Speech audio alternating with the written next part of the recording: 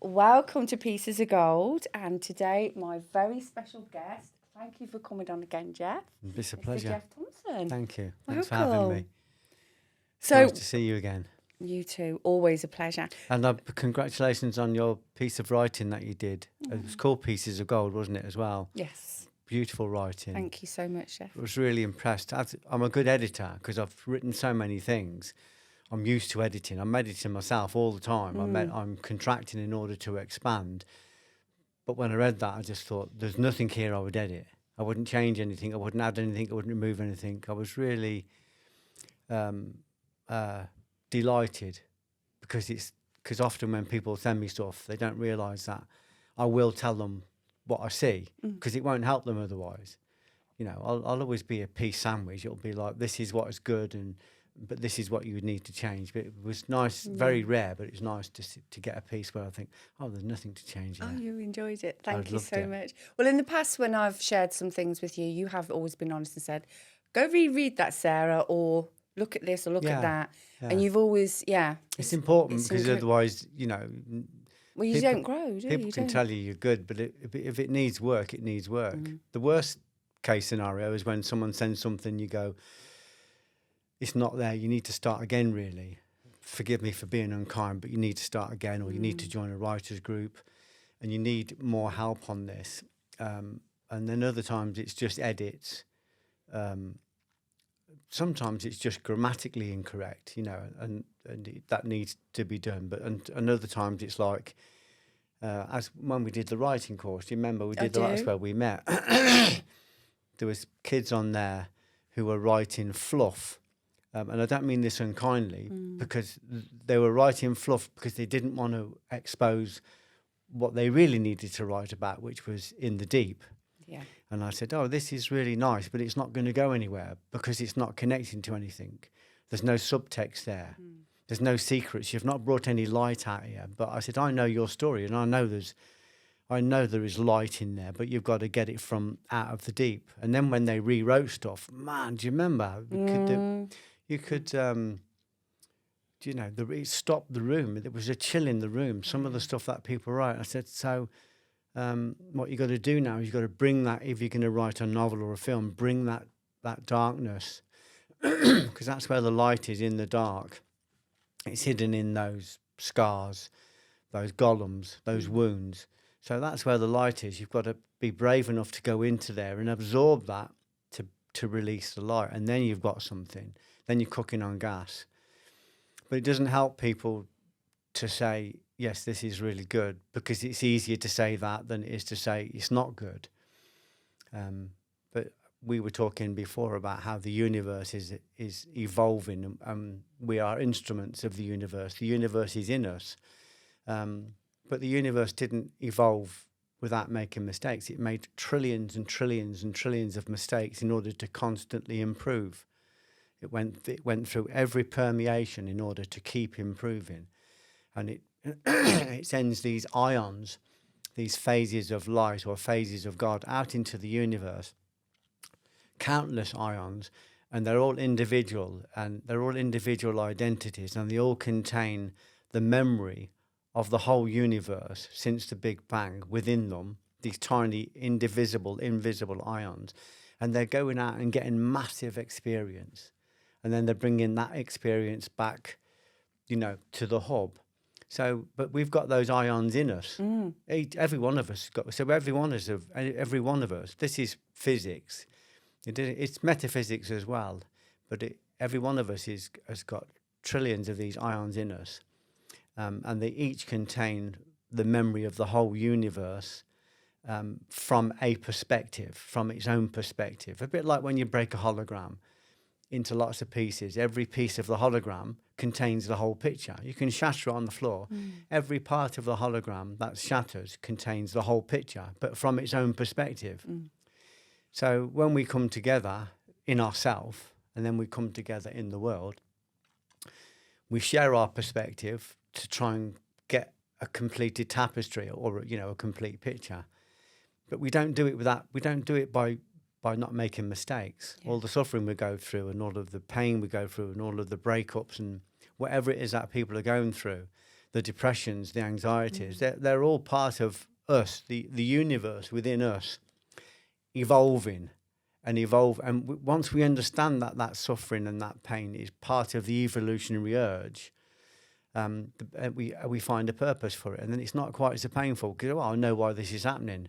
Yeah. You know, if I'm in the gym and I'm in the burn, it's not painful to me, even though it's painful. It isn't painful because I know why I'm in the burn. The growth is in the burn. That's right. So I get into the burn quickly and I stay in the burn long. But when it comes to life, you know, and the general suffering in life, people don't use that kind of, well, this they don't look at it and go, there must be a purpose behind this. If I've got depression, if I've got anxiety, if I'm fearful, if I'm jealous, if I'm envious, there must be a reason behind that. That thought, that feeling is a golem, you know, like a little monster, but it's animated by light. And our job is to release the light from it. So rather than turn away from the depression, turn away from the anxiety, or put blankets of medication over it, we turn into it. We absorb it, 99% of it. But we know why we're absorbing it, because it's animated by light, and I want to free that light. And when I free that light, it jumps free from this golem and it connects to my heart, to my center, or to my nucleus. And when that gets more mass, more magnetism, my event horizon or my consciousness expands. So as I contract in the mass, my consciousness expands. And that all comes from not turning away and running away from the darkness in our life, but turning into it and going, okay, you've been chasing me for long enough. I've been feeding you for long enough. I've been anesthetizing you for long enough because I'm scared to look at you. Yeah. Let's have a look at you. Come in, have a sit down, have a cup of tea. Let's have a look. And then when we do that, this three-dimensional monster goes, oh, so we're talking. That's good. Yes. And when we start communicating, the three-dimensional monster becomes a two-dimensional cartoon.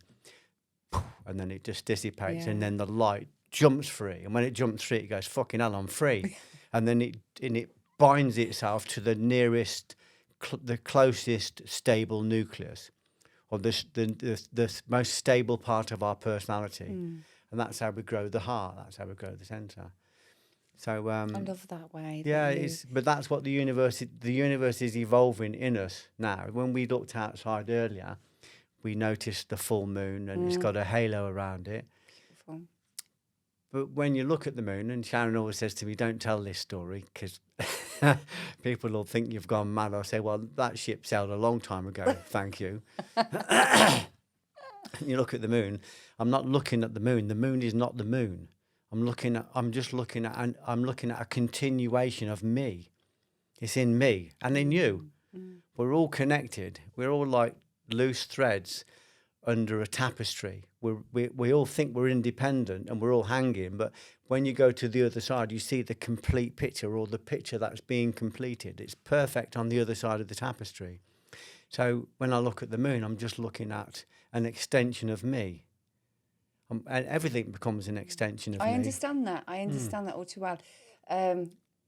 That is a great spiritual teaching as well. That's actually a message that's in a lot of the scriptures, and that everything is an extension. You know, we are projecting. I'm still learning more about this. But you said before something quite similar, if it probably means the same, but everything that is reflected back in every person you see is another mirror version of yourself. Yeah. So things that you don't quite like. So that's why they It's become your something teachers. within. Yeah. So that is, and I've took that away, and especially this year, when there has been a lot of things thrown, because I've asked for transformation and growth, and it's okay. Yeah. Here you go, fool. have it. You've asked for it, you fool. I just how's things? Well, I'm getting what I asked for. Literally. But the things that have triggered or I've made me feel a certain way, I didn't realise I actually was carrying that. So obviously I had to work through that. But it's like, well, actually no, because it's just mirroring back. It's showing me the things I need to sit with. I need to clean these things out, give it some love, give it some time and attention to be able to then be free of it and evolve a bit, you know, go through that next level of transformation. And it's so true. Yeah. But yeah, the moon, the world, a beautiful lady I once trained with years ago, she did something called the balance procedure. I must mention her, Jenny Cox. She passed away the other year. And you would have loved her. She's the absolute most incredible woman. She spent years developing a simple practice for people, using affirmations and symbols, sacred geometry symbols. Yeah. So you use these in different parts of your body. Anyone can do it. Children can do it. But she took years to simplify it.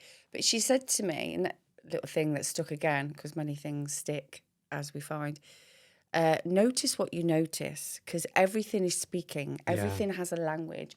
Things that you're drawn to, things you're repelled by. Yeah, it's all communicating. Things that you feel as one with. Everything is speaking to you, so you can, your universe can evolve and expand. Yeah, you know, everything all the time. So what we observe, we manifest what we observe. So what we're observing in the world, if we're conditioned, with our inherited conditioning and our nurtured conditioning from a child, if we're conditioned to see the world in a certain way, that's what we'll see, and then we'll see the world as a shitstorm, and then we'll go, oh, the world's a shitstorm, it's terrible. But that's how we're conditioned to see it. So it's how we see it. If we change the way we see it, the way we see it will change. This is physics. Physics says that the observer effect says that the observer is the golden nugget in the universe. That's what it actually says. It's the key.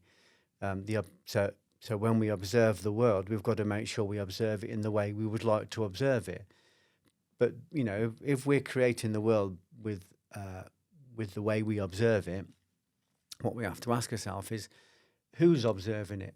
There might be 20 competing wills within me, 20, 30, 40, 100. Gurdjieff believed there were hundreds of competing personalities and sub-personalities that all want to see the world in a different way. They're all different perceptions, different concepts, different beliefs. So we have to recognise that, some days we see the world and it's beautiful, and other days we hate the world and it looks terrible. Some days it feels like it's a heaven on earth, and other days it's like a cesspit. One day we want to, feed the homeless. The next day we hate them because they should just get a job, and that's because different personalities and different moods, different perceptions are taking over the observer tower and seeing the world in a certain way. So we have to designate a distinguished aeon. That's what they call a distinguished aeon, or a self aeon, or a one individual self that captains this world, brings all the territories into order, so that we are a unified being. We're not like 20 or 30 different personalities. We're not up and down every day. We're not seeing the world in 20 different ways. We are one eye, one observer, seeing the world and commanding the world. That means we have to go to war with all of the other elements that don't want to convert, the egoic elements, the ones that are greedy, the ones that are selfish, the ones that are frightened. We have to convert them so that we've got one unitotal being, and then we can see the world in the way we want to see it. So the way I see the world isn't the way I saw the world when I was a bouncer. I was afraid. I was abused when I was a kid, so I didn't trust anybody. The world was out to get me. And my observing self was so strong but so negative that I created thousands of violent confrontations. I was in hundreds of fights.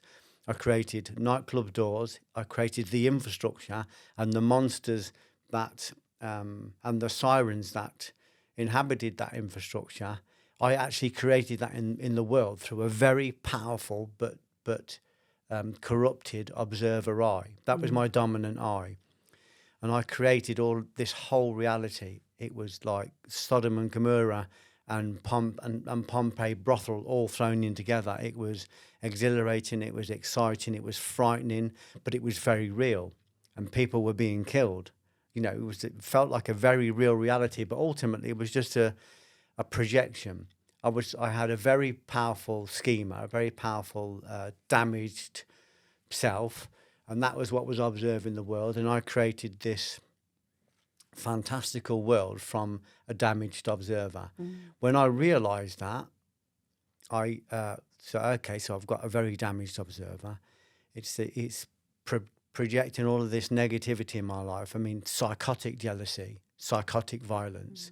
I wouldn't describe it as anything less. I was so afraid all the time. I was afraid all the time that I built an armory around this frightened ego. I was like nearly 16 stone. I was, I could kill in 30 languages. I was training in all these exotic martial arts. So I was creating monsters, not realizing that I was creating them. I was forgetting that I was creating them. Then I was creating techniques and modalities and an arsenal to defeat the very monsters I'd created and forgotten. So I was constantly fighting against my own creations. When I realized that, because, listen, I was like reading about violence. I was talking about violence. I was teaching violence at a very high level. I was working with elite people in the world, the most elite martial artists in the world. And my whole life, every room in my house had a weapon. My car had a weapon. I had weapons under my bed. Wherever I was, there was weapons. I was a weapon. I was really trained in this stuff. When I realized that this damaged observer was creating this reality, I said, all I need to do then is do the same reversed. Rather than be reading about violence, I'll read about philosophy. I'll read about mysticism. I'll read about the universe, about physics, about the laws of the world. I'll read about kindness. I'll read about, let's talk about that. Let's teach that. So I completely reversed it. So instead of all the stuff I was doing before, every room in my house had a book. I've had and got rid of 4 libraries. I've read thousands of books. I've read everything. I've read all of the main Bibles. My life is just about studying. So I did exactly the same. If I can create hell on earth with a negative observer, then I can create heaven on earth with the same mind turned. So my life became about study and about practice. And of course, all of the parts of me that I was in covenant with, all of the negative parts that I'd mortgaged myself out to, I had to break those covenants. And that's what they call the greater jihad, the inner war. So the inner war was going, I know how to covenant with you, sexual pornography, but that covenant has gone. I know how to covenant with you, violence, but that covenant has gone. That's no more. I'm breaking that covenant. I'm gonna create a covenant with love, with God. And as we said before, love is not a subtle argument. People, when you talk about love, people think, oh, here we go, socks and sandals. He's going to be throwing the Bible at me soon. How much did you pay him to come here? Pay him twice as much to shut the fuck up and go away. Just pay him, but just make him shut up. But so you create a covenant with love, but love is not a subtle argument, to paraphrase Rumi. The door there is devastation, because it means we have to devastate everything in our life that is not love. That is difficult. It is. Because as you said, as we were talking to Taylor, the producer, before we come in, not everybody likes the new Geoff, the new Sarah. Not everybody likes this new version of you. You've built up a version of you that people feel safe with. He knocks people out and he talks about violence. And now he's saying, come here, let's have a hug.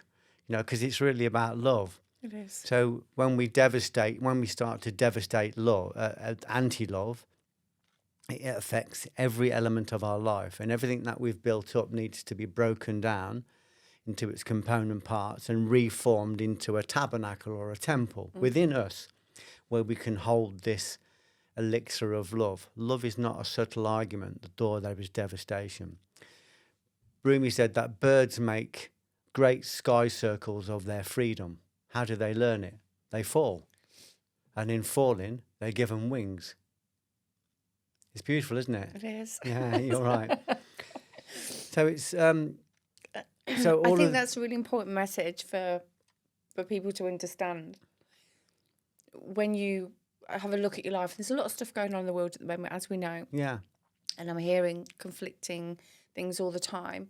And all I can proud to say to people is just be with you, work on, make sure that you are being kind to yourself, doing your work that you need to do, not absorbing fear, start looking at those things, love your family, love your children, love your world, love your inner, and everything else will take care of itself. That's great philosophy. You know, not getting sucked into the things that we can't control, because the inner transformation, the healing, the path of healing and growth, it, like you just said, it's not easy. You have to go in, very difficult, and look at all the things that have been haunting you, taunting you, shackling you, keeping you in shame, keeping you in fear. All those blackmailing memories. Oh, it's you know, even this year, and I felt, gosh, Sarah, you've done really well. You've worked through a lot of stuff.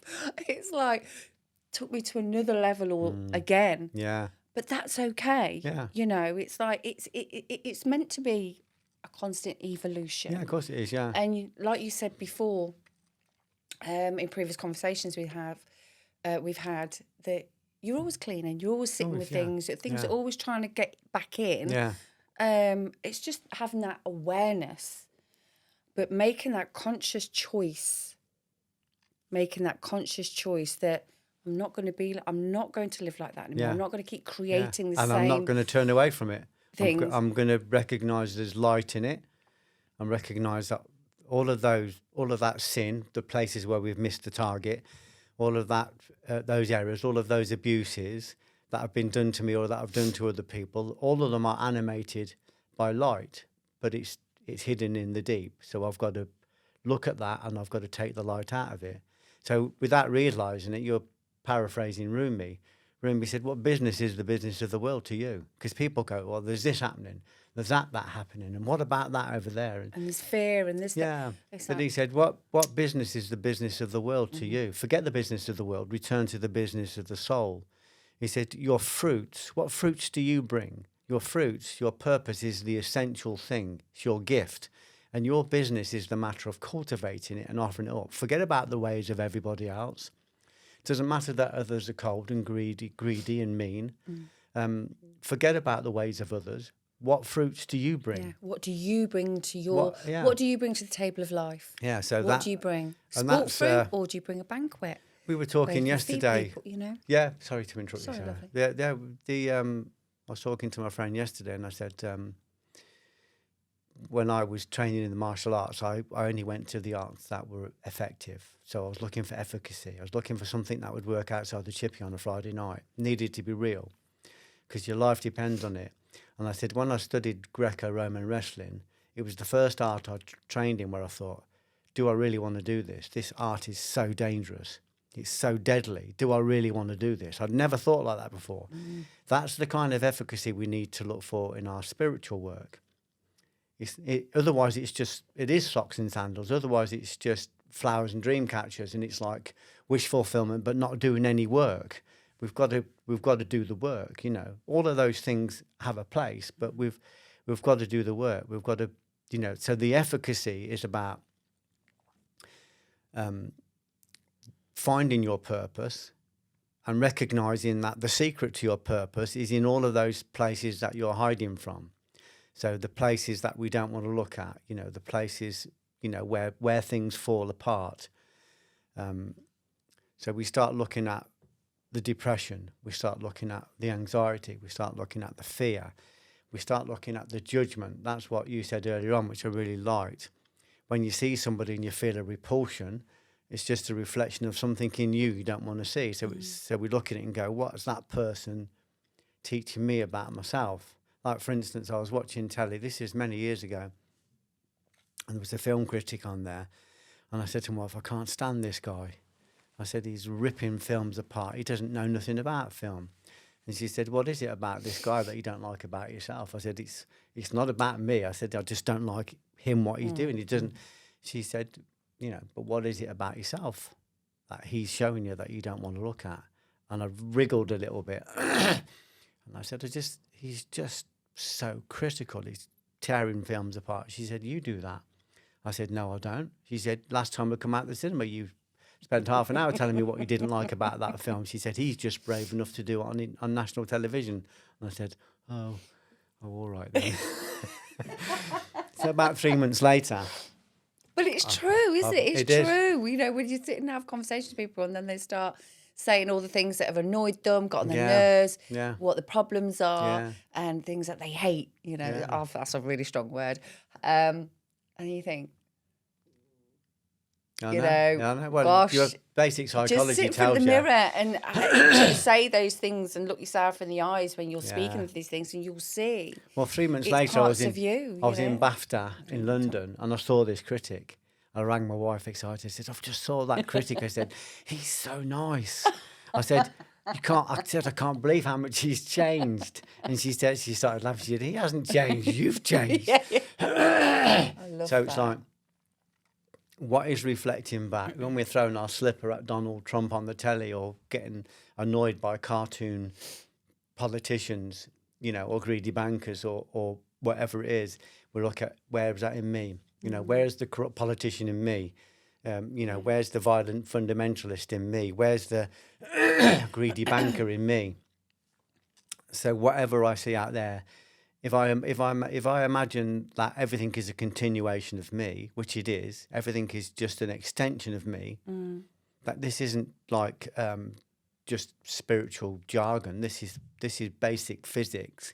Everything is connected. Everything is communicating all the time. Then I'm just seeing an element of myself that I need to work on. So then everybody becomes my teacher, but not just for bad. You bump into people that are extraordinary, you know, and you just go, you know, when I read the work of Sarah Kane, this brilliant playwright. I always thought I was a brave writer. She set the standard for brave. So I just thought she gave me the permission to be braver. So I looked at her and thought, this courage that she writes with is in me, you know. If you see people like Catherine Hunter, the actor, or if you see people like you know, Sally Hawkins, or you see people like Mark Rylance, or you see people like Denise Goff, and you watch them completely abandon themselves to their art, you go, wow, you know, wow. That's in me. That potential's in me. That potential to be raw and naked and vulnerable. When I wrote my first book, I give it to my brother. I give him the typescript. And he said, "Are you sure you want to publish this?" And I said, "Why?" And he said, "Because you're so vulnerable in it." I said, "Well, if I'm not vulnerable, let's just watch my back." I said, how is it going to help anybody? How's it going to serve anybody? People need to be able to read a book and see themselves, but not just see where they are, but see where they can be. So you go, this is where I am, and this is how I absorbed this, and this is how I overcame it. So you become you become a living modality. You become a first proof of potential. So you go, well, I'm the same as you. I would go into prisons and talk to kids, and I go, oh, look, I'm like you. I said, I'm full of war paint. My whole body's full of tattoos. I said, look at my broken nose. Look at my cauliflower ears. Look at my massive broad back.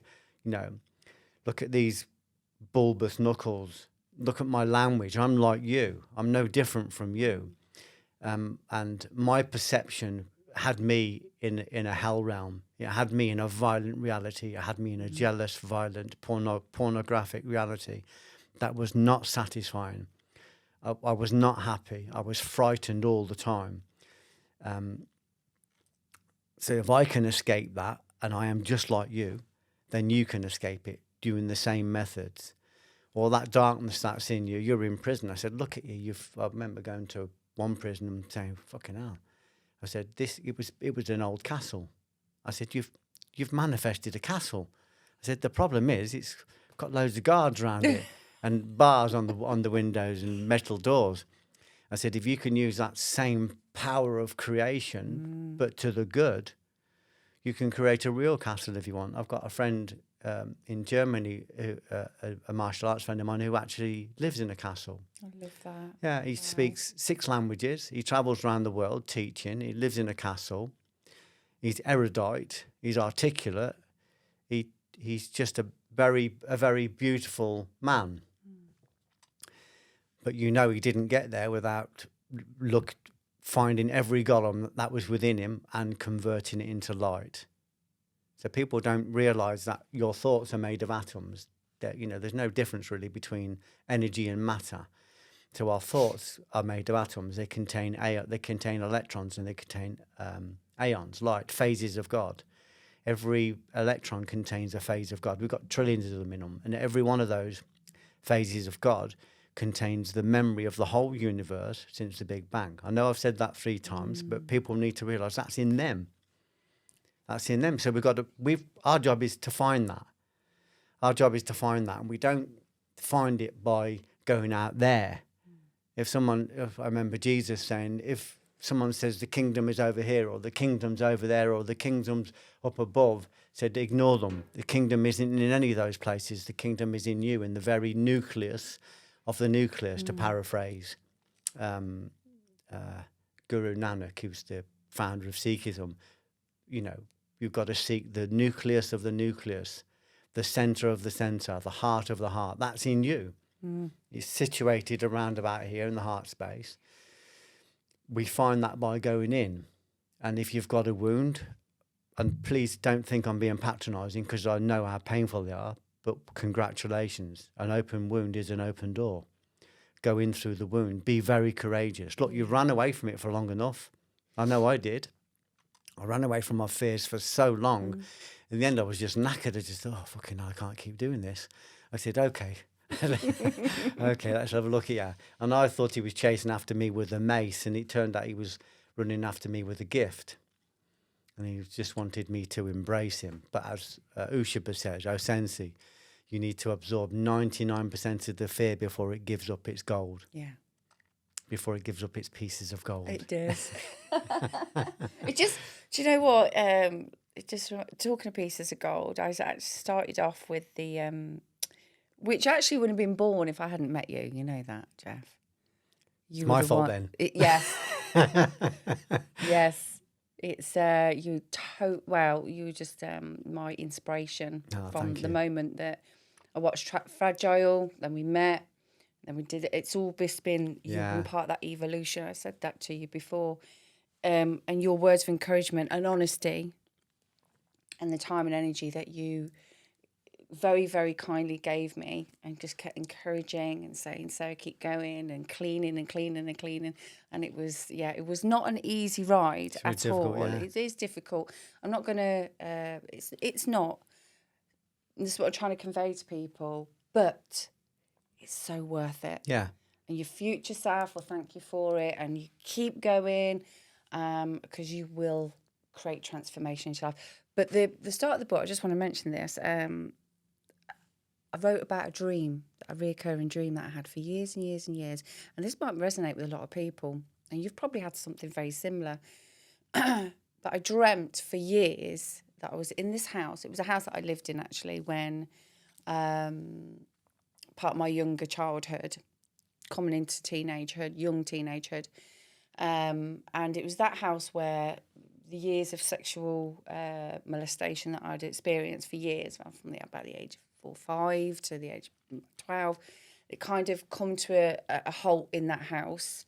So and then changes happen. Anyway, the point is, this reoccurring dream haunted me for years and years and years. I'd say the best part of probably about 25 years. Wow, yeah. And it was only in my 40s, I'm now 51, my sort of mid-40s. When I dreamt about it, I was in this house, this guttural moan, like an entity, would rattle around the house, and I couldn't get out, and I would run for the doors and the window, and everything would shut, lock, lock, lock, lock, lock. And my heart would be going. Yeah. I'd be like this. I'd be petrified. I was full of cold. Yeah. And it was coming for me. Yeah. And this went on for years and years and years.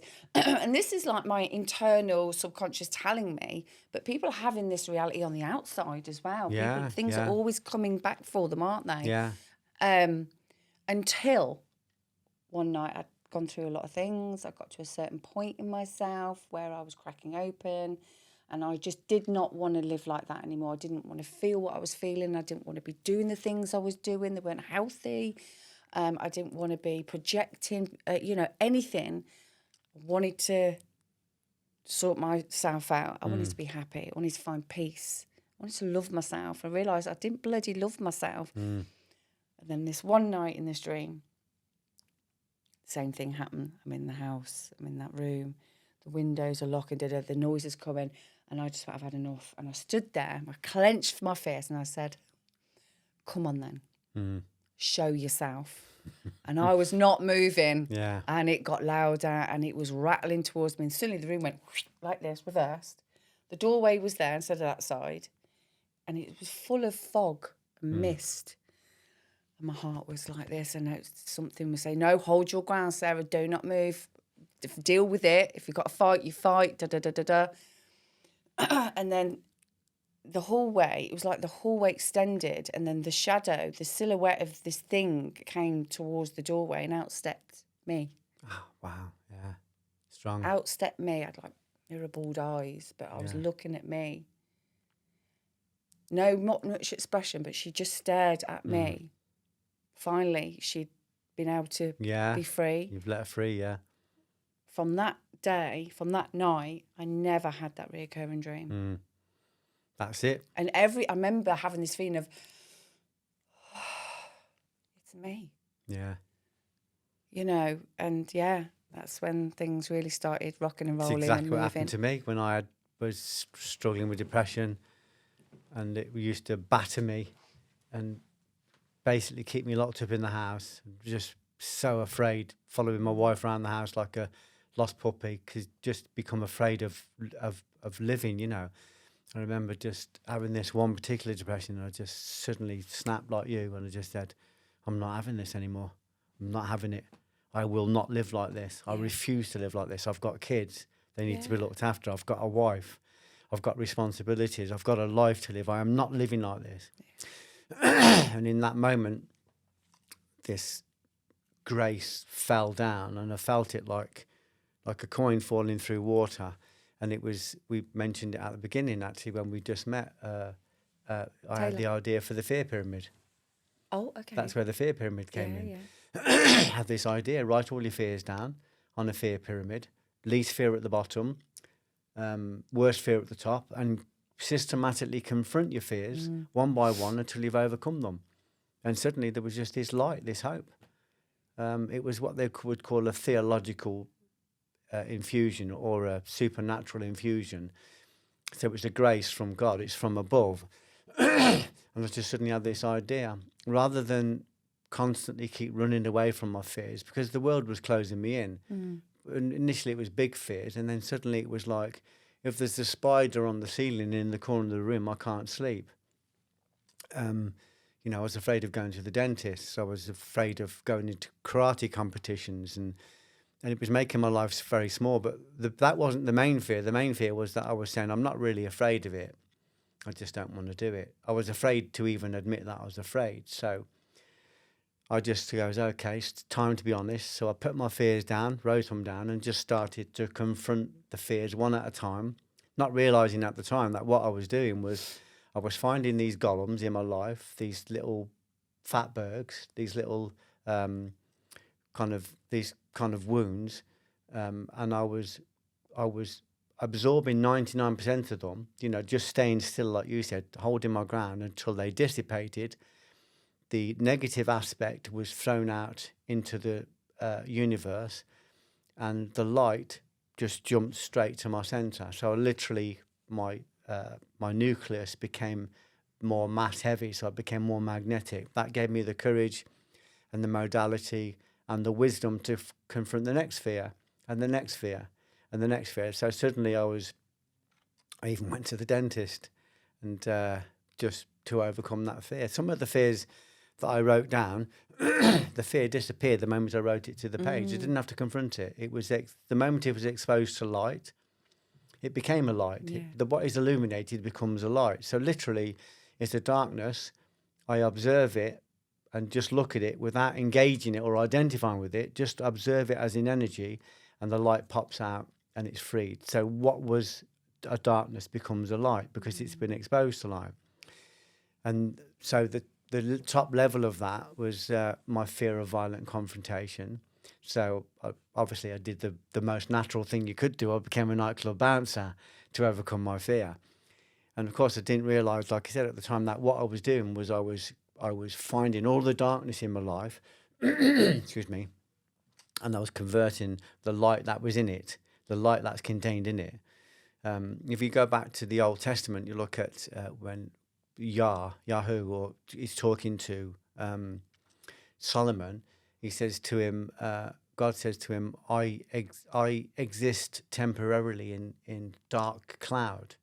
If you build me a temple, I will reside permanently in you. So I reside temporarily in dark cloud. So in other words, you think you're going to look for me in places of the light, but I'm actually residing temporarily in darkness, in the wound. I'm in the wound. I'm in the fear. I'm in the anxiety. I'm in the depression. I'm literally in there. There are phases of light in there.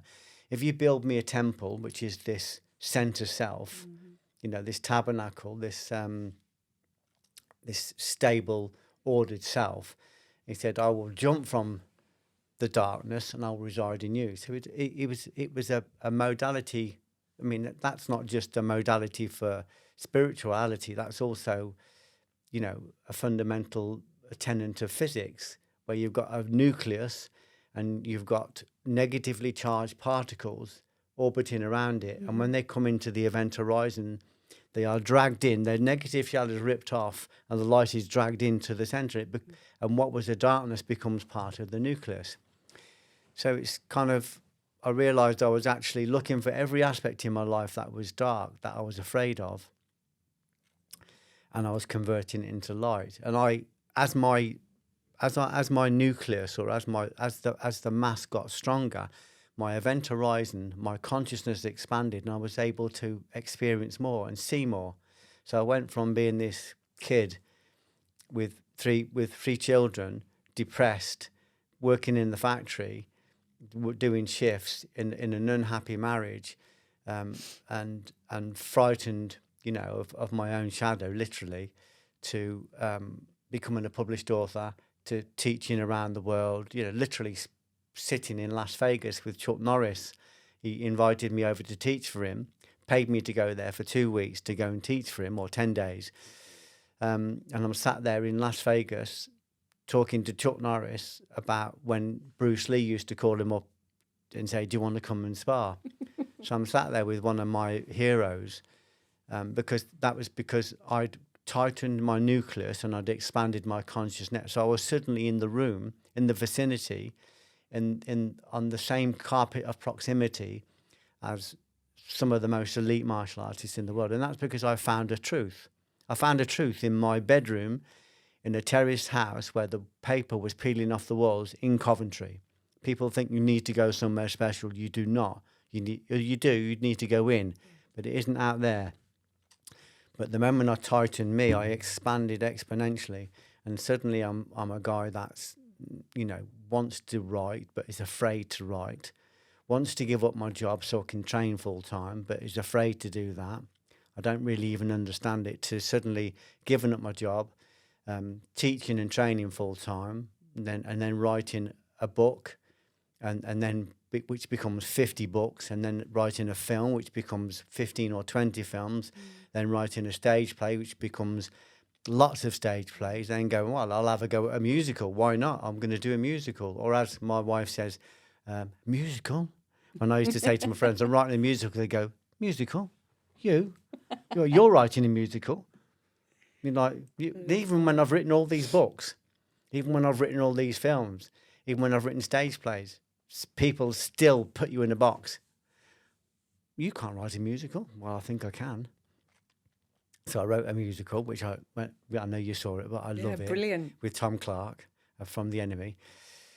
The point I'm making is, as you convert the light from your fears, from your darknesses, your nucleus tightens, your mass gets stronger, and it creates two forces: a centrifugal force, which is center seeking, which draws all the elements you need into your life to grow, and it creates a centripetal force, which spins away any negativities that you don't need, that aren't necessary.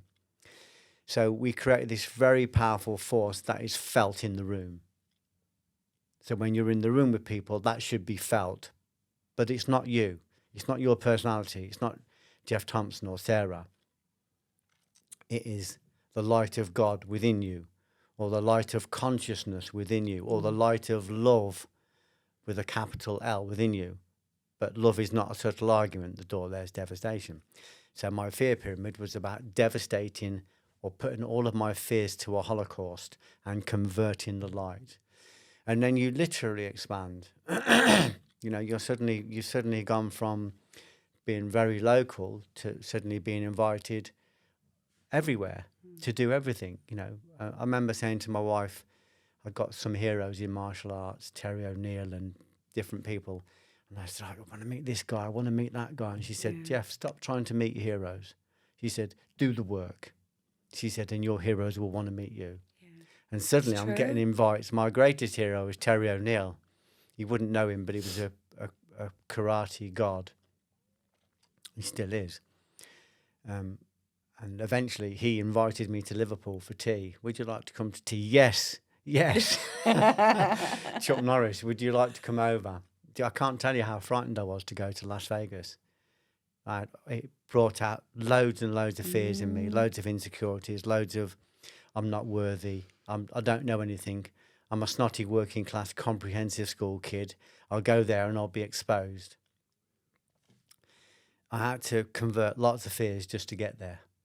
So the idea wasn't just that I was there to teach, the idea was that I needed to convert these fears in order to give me the energy and the belief. And of course, when I got there, I'm in a hotel in Las Vegas teaching to, I don't know, about something between 300 and 500 of Chuck Norris's top black belts from all around America. And what am I stood in front of? Just ordinary, lovely people, just like the people that are here. Could have been anywhere. There were just people that were hungry for knowledge. There were people that were hungry for evolution. There were people that were hungry for not information, but knowledge. Knowledge that had been reflected upon and refined and brought into like little bits of gold. See what I'm doing, Sarah? Thanks, Geoff. So I'd refined it so you. it was like pure gold. So that's what they want to see. So you can find one truth in a bedroom, in a terrace street. This is a working class kid in a terrace street, living an unhappy life because I'm depressed, and I find a truth there that is a concept nucleus. A concept nucleus is like a zip file that it's only tiny, but it contains masses and masses of information. When I took that information out and cultivated it and expanded it, suddenly I'm in the room with Chuck Norris. I'm in the room with Orlando Bloom. I'm in the room with Ray Winston. I did my first film and they said, "Who do you want to act?" We only got 10 grand to make it. I love this story. Yeah, and I said, they said, "Who do you want to act in it?" And I said, "Ray Winston," and they all kind of laughed and this is how I remember it. And they said, "We haven't got enough money to pay for Ray Winston's lunch. He's on Hollywood fees." And I said, "Well, why don't we just try? Because that's who I wrote it for." And of course, we got Ray Winston. And when we got Ray Winston, Paddy Considine came on board. And when we got Paddy, Sean Parks came on board. Ronnie Fox came on board. And I'm in there. And the energy of it,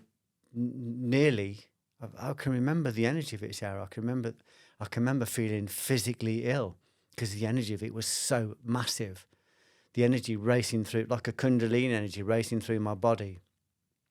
I was doing headstands to try and get blood to my head, and I had to really, really center myself because I was so full of energy, and I felt like anything was possible. I felt windows opening to everywhere. And I remember we filmed it in Scholars down Gosford Street, just down the road from here, 5 minutes down the road. And my friend Gus and Tracy owned Scholars, and they let us use the place. They were brilliant. The most generous people I've ever met. They were so lovely. They put out food for us and everything. But we're filming it outside Scholars, and I got Ray Winston and Paddy Considine doing my lines, and I'm stood there with my kids, and I said to them, "I told you, anything is possible." And they believed it. because they're seeing it. Yeah. They're seeing it. It's right in front of them. It's undeniable. The truth is undeniably right in front of you. But sometimes you need first proof, which is to witness it.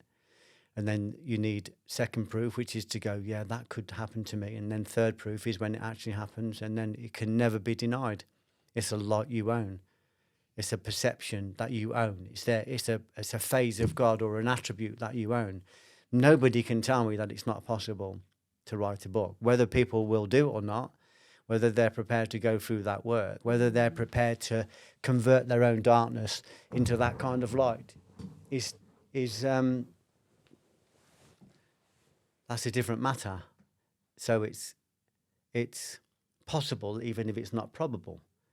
So I can tell you exactly how to do it, but whether you do it or not is a different thing, because you have to go through all the phases of suffering to get to it, because you have to convert all the stuff. If it's going to be any good, you have to convert all the stuff in you that wants to be written. You have to take all of the energy and use it as a volitional energy to create the work. You have to sit down. You need discipline. You need to know yourself.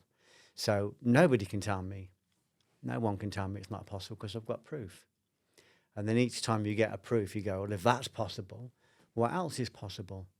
Where else am I seeing the world in the wrong way that I can change? What do I want to experience? What does my spirit want to experience? Where's the best place for me to invest my talents so that they can exponentially grow?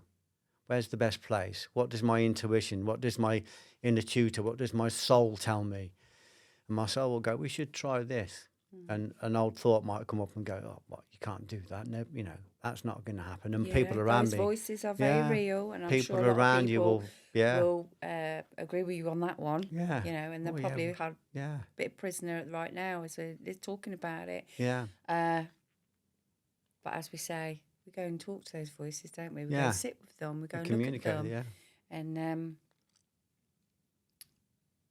And remove them so we can keep moving forward. So we're here to share light, and the light is already in us. And when we find the right purpose, that light it's in these electrons within us, and it leaks out. They call it the permanent materials. Its essence, it's indivisible. It can't be split down again. It's just an aspect of God, but it's in us. We don't need to look outside of us for love, for this energy, what they call the strong force, 100 trillion times more powerful than gravity. And that's in us, this force, this knowledge. We just need to access it. But of course, it's guarded.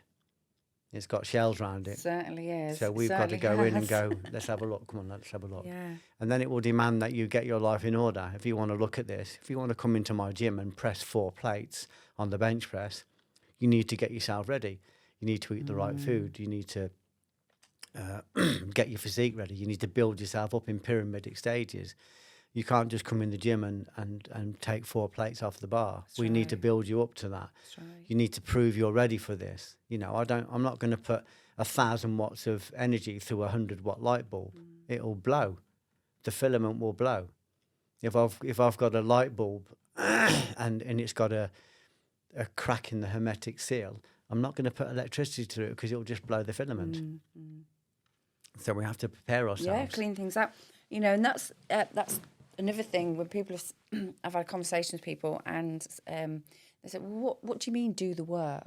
What do you mean? What's that look like? Start doing things differently. Start sitting with yourself. Yeah. Start, as we discussed, look at all the things that are holding you prisoner with your fears, your blocks. Start your deal depression, with them. your belief that it's not possible. Yeah, and look at every aspect and area of your life and how you're presenting yourself. And keep growing, keep turning up. Yeah.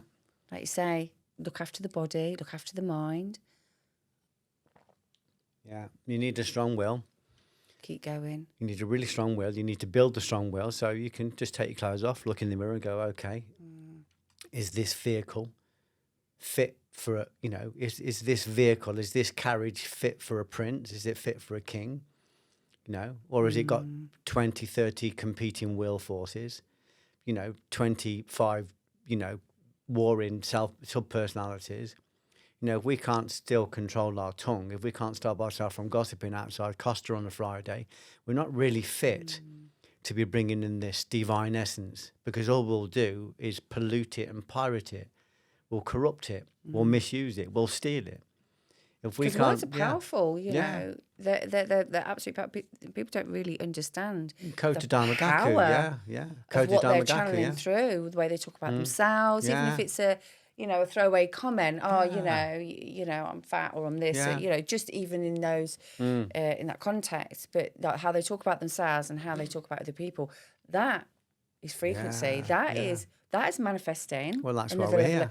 You know, and it's so important. So if people can just take away some pieces of gold about how they can start moving forward and how they can start creating the things that they truly want in their life and become the person that they desire to be, and get to that place of anything's possible, which you have done. Yeah. And it wasn't easy. However, you did it. It's real. And continue. And I'm continuing to do it. I'm an eternal student. So there's a couple of things. Well, we've only got a little bit of time left. I want to really talk about your book, but quickly, go back to that. Pieces of gold. Just anything that you feel would help someone listening right now, and they're like, right, where do I start? Yeah. Just start where you are. There's a great writer called, I think her name is Pema Chodron. She's a Buddhist writer. She's written several books. Start where you are, where things fall apart. You know, she's done a few books about kind of saying the place to start is where you are right now. You know, the knowledge you're looking for is in the depression you're trying to avoid. The knowledge you need, the light you need, is in the fear that you're afraid to look at. It might be a fear of leaving a husband or leaving a wife. It might be getting out of a bad marriage. It might be a fear of going for the promotion at work. I remember talking to a kid in, I think it was McDonald's. This was about 20 years ago. And I said, sat talking to, she was cleaning, and she was, I think she was Polish, and she was just talking about, she said, they've offered me a job behind the counter, but I'm too afraid to work behind the counter. And I just said, you'll be fine. I said, they're very kind here. I said, you'll go there. I said, work hard, be willing, listen, be really open. I said, they'll be kind, they'll look after you. And she said, I don't know. I said, have you got a faith? She said, yeah. And I said, do you think God's going to put you anywhere where you're not going to be looked after? I said, he's going to catch you wherever you are. And she just goes, yeah, that's true. So she went behind the counter. Anyway, to cut a long story short, last time I saw her, she was the manager, and she'd got 3 houses. She'd invested in property, and she was a strong manager. She was beautiful. I mean, this was a frightened kid, frightened. I remember coming in one day, and she was having a panic attack. This was when she was just working behind the counter, and I've seen her trying to run out the shop, and I went and caught her, says, what's wrong? And she just said, the girl behind the counter is bullying me, and I can't stand it, I can't cope. And I sat down with her and I said, God's putting people in front of you for you to grow. I said, he's showing you something that's in you. I said, you think that girl that's bullying you is strong? I said, she's weak. I said, and if you stand in front of her like you did with your Gollum in your dream, I said, if you stand in front of this girl and demand truth and be courageous, I said, you'll see that she's just frightened. You might be able to help her. Anyway, I said, don't run away. Go behind the counter. This was, so she went back and she stayed with it. But she had a faith. She trusted that something was guiding her.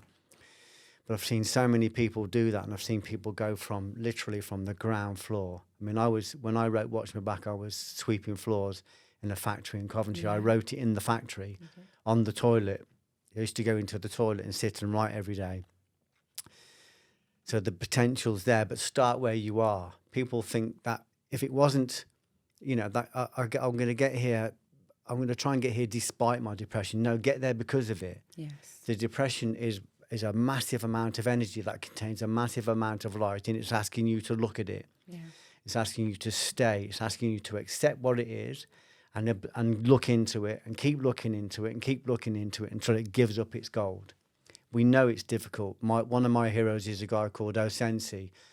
Maria Ushaba, who was the founder of Aikido, which he said was the magic of Aikido. The secret of Aikido was love. But he was training with the Japanese prophet Anisaburo Deguchi, and he was quite a controversial guru. Anyway, to cut a long story short, they ended up in front of a firing squad.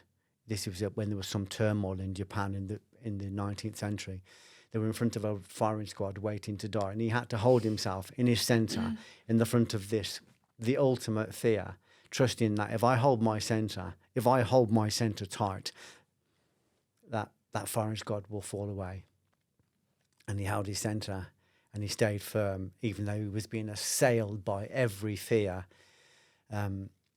He stayed in the very centre, and right at the very last minute, someone ran on and whispered to the guy who was doing the firing squad, and there'd been a reprieve, and he was let go. He was saved. Wow. But the same as the Buddha. That's why I like what your story about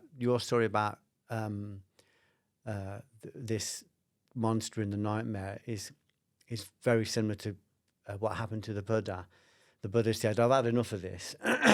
I've tried every aesthetic practice and I'm not really improving. So I'm just going to sit under this body tree until enlightenment comes." And he stayed there for days, and he was assailed by every temptation, by every lust, by every fear. Eventually, the demon Mara and his legions going, "We're not having this. He's not buying any of this." He just stayed in his centre. He held his centre.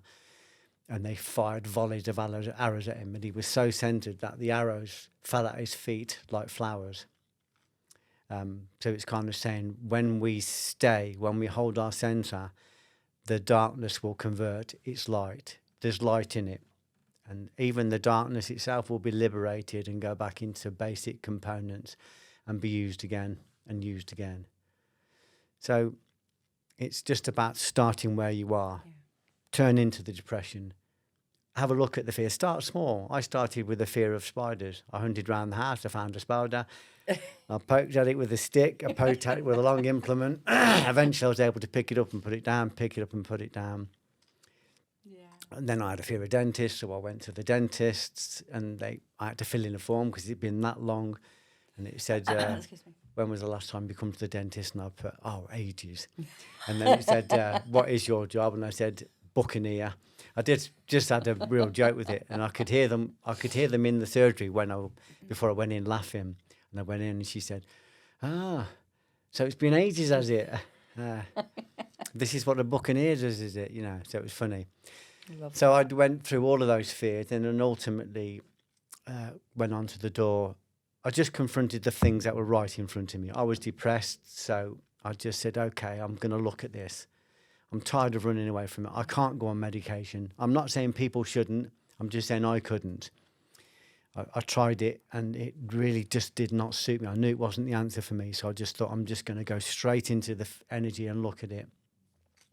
And every time I overcame a fear, I got a bit stronger, and then I got stronger. And then eventually, like I said, I thought, I'll tell you what the secret is as well. The secret I found, I fell upon the lurking variable, the thing that's at the back of it all, but nobody really talks about it. I remember buying books and being excited. This book's promising to tell me the secret about fear. This book's promising to tell me how to overcome depression. And every time I got home and sat down with a cup of tea and I thought I started to read, they did not tell me. They didn't have the answer, or they weren't given the answer, or they weren't brave enough to give the answer. And I just remember being really angry and thinking, when I find the truth, I'm going to tell everybody. I'm going to tell everybody. And that's the secret to the tree of life. We receive in order to share. In Judaism, they say that receiving for the self alone is the personification of evil. Evil is a privation. Evil is something that's not whole. It's not complete. Mm. I desired to receive, to share. Yes. And it all came to me.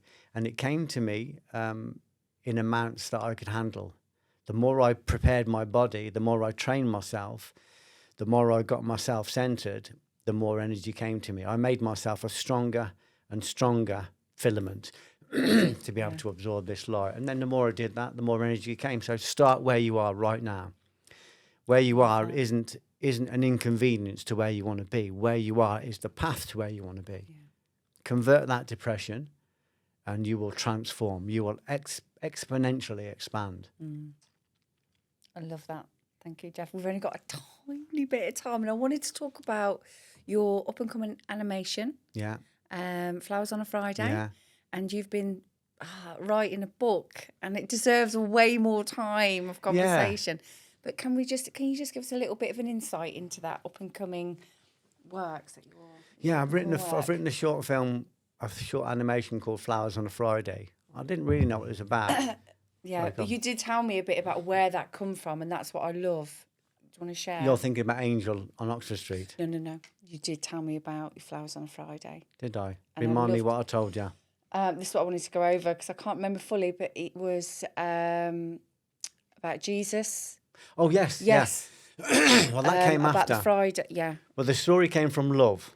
Somebody asked me to write something for them, and I love this person. And I just said, yes, I'll write something for her. And I wrote something beautiful. And halfway through writing it for her, this is just a friend of mine who's a student, and she wanted to use it for, named Sophia. She wanted to use it for her graduation film. And as I was writing it, I was thinking, this is probably a bit too big for a graduation film. This probably needs an A-list actor. But I'm writing it for Sophia, and that's it. So I gave it to Sophia, and her dad, I hope they don't mind me sharing this, her dad said it was a bit much for her. It was a bit overwhelming for her, and it might be a bit much for a BAFTA-winning writer to be writing her graduation film. So she's wasn't quite sure what to do with it. It was a bit much for her, and I said that's fine. I said I can do something else with it. So the point I'm making about that is it came from a place that I love this kid, and I wrote it for her, and I really wanted to please her. I wanted to do something that she loved, and when she let go of it, I just felt this sense of relief. I'll take it out, and I'm working with her dad on it, and Paul helped me to edit it, so it's just this monologue about somebody that's lost and bumps into an avatar, and they help them to see the truth. So when we edited it right down, it became even more. It became about a girl who's talking to herself as she walks herself down the spiralling steps to the subway, and she's going to throw herself in front of a tube train. So it was inspired by two friends of mine who killed themselves very young, very depressed when they threw themselves under a tube. So I wrote this film and got it all down. I got in touch with a friend of mine, and he gave me the money to make it. And as I sat to what I do when I write a short film like that is I memorise it, and then I recite it every day when I'm walking. I might recite it 3 or 4 times, and then it refines itself. And then I study what it's about. And I just thought it was about someone that's depressed. She's basically saying yellow and net curtains stuck to the condensation on my bedroom window. I can't bear to peel it away. I can't bear to look beyond the pain. You know, the drizzle misery reminds me too much of the years I've wasted. I can't look at that. She said, you know, what else is there? She's kind of talking about the fact that, you know, there's just locked rooms. There's just a closed heart. There's just a hungry ghost, a husband filling a bed with all of his nothing. It used to be kisses every time I left the room. I remember. It used to be kisses and flowers on a Friday. What happened to the pretty flowers? Crude ablutions, forgotten birthdays, soggy cornflakes, cold, limp tea, 20 ugly murders on the television news before breakfast, and no flowers on a Friday. This is her internal monologue. So she's standing on the train platform and she's just about to throw herself in, and this hand pulls her back, and suddenly she finds herself on the platform talking to this avatar who is inspired by one of my own teachers, Irina Tweedy, a mystic called Irina Tweedy. And she kind of, I won't go into the whole story, but she basically says, you feel very miserable, but actually that's just a very strong story. Your life is a perception. So she ends up talking her down, and she ends up going home to her beautiful husband, to her beautiful home, and to her perfect, imperfect life. And she said, and she kind of says, I carry love. I give him kisses. I remember that today is Friday. I bring him flowers. So it's all about the power of sacrifice. So when I started to look up what flowers meant and flowers on a Friday, I realised that it was actually related directly back to Christ when he was on the cross. They said that when Christ was on the cross sacrificing himself for others, when his blood dripped from the cross, it fell on the floor, and flowers grew where his blood dropped. But in the film, I've got this girl, her name is Samantha. When tears fall from her eyes, they fall on the floor. And when they fall on the floor, flowers appear. God, and that's what she takes back to her husband. So basically saying, let's let go of the self-pity, the need for other people to please us, the need for other people to kiss us, for them to touch us every time they leave the room, for us to validate us, for them to bring us flowers on a Friday. In other words, stop looking for others to serve you. You serve them. Yeah. Stop looking become the thing that you miss, that you want the most. Which be the thing you want to see in the world. Yeah, love. And it's kind of saying you are full of love. Yeah. And love is the strong force. She's saying, I want to go 1,000 miles away from this dirty old town to some shitty Costa in a crappy hotel resort. She's frightened of not making the mortgage. She's frightened of not meeting the bill. She's frightened of not getting in, not getting on, not getting by, falling into tarry, So it's basically, the film is really about the alchemical power of selfless service. Stop looking for people to serve you. When you serve other people, everything you want will come, because that is the fixed law of this beautiful universe that we're in. When you serve others, that's the key. Like we said with the Buddha, when arrows are thrown at you, if you're centered in love, they will land at your feet as flowers. We know that's difficult to get there, but that's the practice. Yeah. So that we know that the light, the gold, is in everything. We just need to mine it and bring it out. But it's not out there; it's in us. And if we can contract our egoic self, our selfish self, we will expand our conscious self, and we'll bring ourselves into the vicinity of everything we've ever wanted. Everything. Geoff, start where you are. Thank you so much. Sorry, sorry I didn't have more time. As I said to you, Thursday's my mum's shopping day. So thank you for accommodating me so early. We were here at 7:15. But my mum's nearly 90 and I love her. I just love her. I've just got to make sure I look after her. So she's my priority at the moment. So it's, I've been doing this for 30 years, taking my mum shopping on a Friday, but Thursday, but she's struggling physically at the moment. So, and she's still a force. I'm still Jeffrey, and I'm still told off if I touch anything in the house that she should be doing. But I love her. I just love her. Thank you so much for coming on. It's a pleasure. And giving me your time and sharing your pieces of gold and your wisdoms and your journey. And with the listeners and viewers today, I really appreciate that. And have a beautiful, blessed day with your mum. Thank you. And thank you. My Hope pleasure. you enjoyed that. Till next time.